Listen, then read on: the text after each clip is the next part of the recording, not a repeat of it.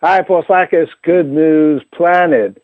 For the first time in its 112-year history, a woman is leading the Army Reserve. And we are so fortunate. It is Women's History Month as well here. We're in March. And we have Lieutenant General Jody Daniels, the Chief of the Army Reserve, Commanding General, the U.S. Army Reserve Command. Hello, Lieutenant General. How are you today? I'm doing terrific, Paul. Thank you for having me on your show. Well, thank you and congratulations to you to be in that. But you're an Army brat. I saw the material here, so this is not a new. You have been living this for a long time. Is that right? Well, sort of. My father was a 20-year civil engineer, but he was always Dad. So I didn't really think of him as an Army officer. I just thought of him as Dad. Okay. But then I've got 37 years of experience between the active and reserve service, and I've served in positions of military intelligence, civil affairs, and in training. And then on the civilian side, I've been a computer scientist. So I've had a ton of different command and staff positions at various different echelons of the Army, and I've served in multiple different countries. So this diversity of positions that I've been in, I think it's given me a good breadth of experiences and has enabled me to have a very rich career, which then led me to my current position of Chief of Army Reserve and Commanding General, U.S. Army Reserve Command. When you started, though, 37 years ago, and since this is Women's History Month, were there many women in the Army Reserve? There were probably more women in the Army Reserve than there were in the other components because the Army Reserve is principally what we call combat service and service support. So we've got, right now, we're up to 25% women in the Army Reserve. And are women in other parts of the Army as well? Absolutely. Women are authorized in all 150 career fields at this point, and the Army Reserve has 120 of those career fields that you can serve in. Oh, my God. Wow. Tell us a little bit about, some of maybe yours or others, what the lifestyle, the way, stories about women soldiers. So if I could tell you a couple of women that we're celebrating who have been trailblazers for us. Oh, great. Please. Yeah, one was Command Sergeant Major Michelle Jones. She has 3 notable firsts to her name. She was the first woman in the Army's history to serve as a division Command Sergeant Major. And then in 2003, she became the first woman to serve as the top non-commissioned officer across all of the Army Reserve. And then simultaneous with that, she became the first woman to serve as the senior non-commissioned officer across any of the Army's components, the 3 components. And then, like I mentioned, another trailblazer we had was back in 1999, Celia Adolphi, who became the first woman 2-star general in the Army Reserve. Wow. I think, and I don't know how the guys are going to like what I say, I think the women should run the world.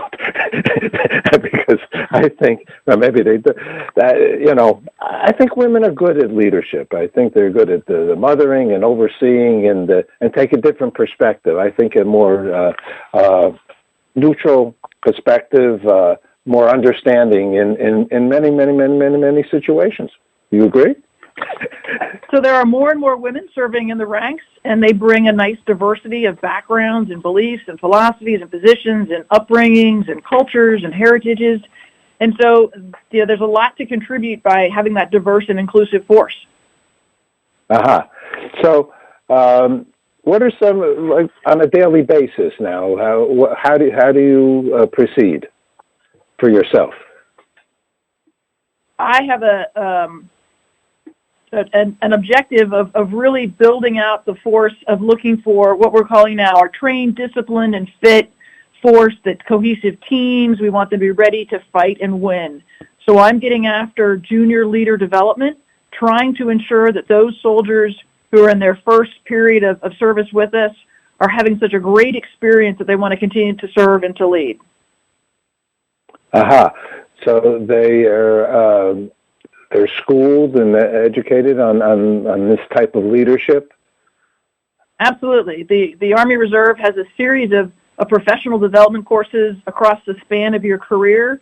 You come in and you get your initial training, whether it's officer, enlisted, or even warrant officer, and then throughout your career you have additional leadership training that you go through to help you become more and more proficient at the various different grades that you progress through. So how does I mean, you've been in the reserve for many 37 years or so, and someone who comes out who decides they don't want to continue on, they take those skills and they bring it out into the other marketplace, right? I mean, imagine they can do very well because they've been trained so thoroughly in the world. What would you say? So absolutely, our Army Reserve soldiers typically have a civilian career in addition to their reserve career. And one of our objectives is to help those personnel balance both of those different careers and to leverage them back and forth. The synergies that you learn from one, you can leverage in the other. I think part of the reason I was successful was because I had to work in a civilian industry and to work in that different environment, and then to bring those into my Army background and to leverage both sides in both ways just gave me just a different set of tools and a broader set of tools from which to pull. In that we're in Women's Month here, women's break down barriers in the Army Reserve. What are some of the kinds of ways that they have gone about doing that? So as more and more women have been rising through the ranks and leading in their fields, they're transforming the Army Reserve into a more diverse and inclusive workplace. In September last year, we had Brigadier General Patricia Wallace assuming command of the 91st Training Division out at Fort Hunter Liggett, California. She's the first woman to command that division in its 103-year history. Shortly after that, we had Brigadier General Wanda Williams assuming command over in Germany of the 7th Mission Support Command. She became the first black woman to serve in a job that also makes her the deputy commander for Army logistics efforts all across Germany. Wow. You're enjoying. You've in addition to hard work, you've enjoyed your 37 years by far. Absolutely, it's been a tremendous experience.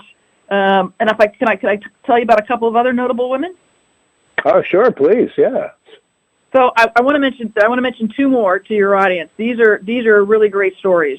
You may be tracking, may not, that there are 38 women that have graduated from Ranger School thus far, one of whom is now Lieutenant Colonel Lisa Jaster.